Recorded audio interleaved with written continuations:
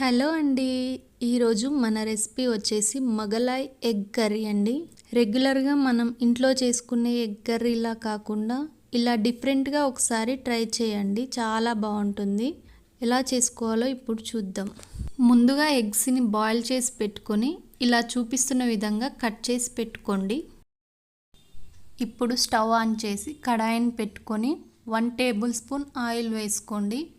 ఈ ఆయిల్లో పావు టీ స్పూన్ దాకా పసుపు, హాఫ్ టీ స్పూన్ ఉప్పు, అలాగే 1 టీ స్పూన్ కారం వేసుకోండి.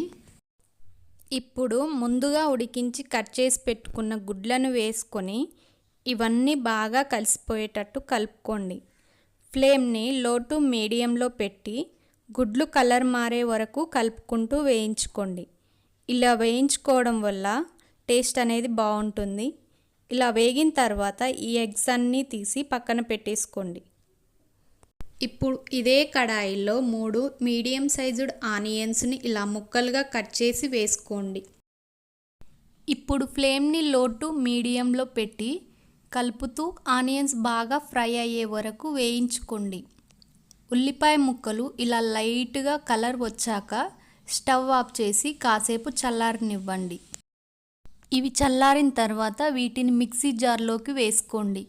దీంట్లోకి 10 జీడిపప్పులను, అలాగే 12 నుండి 15 దాకా పచ్చిమిర్చీలను ఇలా తుంచుకొని వేసుకోండి.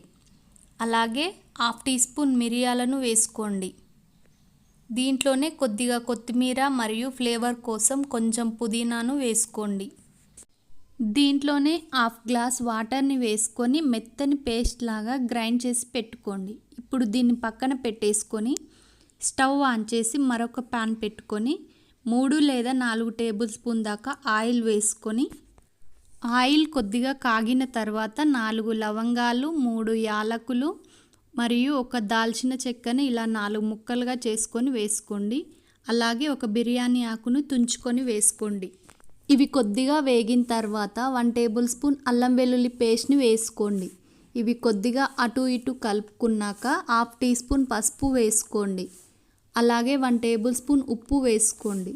ఇలా వేసుకున్నాక ఒకసారి కలుపుకొని 2 నిమిషాలు వేగనిచ్చేసి మనం ముందుగానే గ్రైండ్ చేసి పెట్టుకున్న పేస్ట్ ఉంది కదా, పచ్చిమిర్చి పేస్ట్, ఈ పేస్ట్ని మొత్తాన్ని వేసుకొని ఫ్లేమ్ని లో టు మీడియంలో పెట్టి ఇలా కలుపుకుంటూ ఆయిల్ సపరేట్ అయ్యేంత వరకు ఇలా వేయించుకోండి.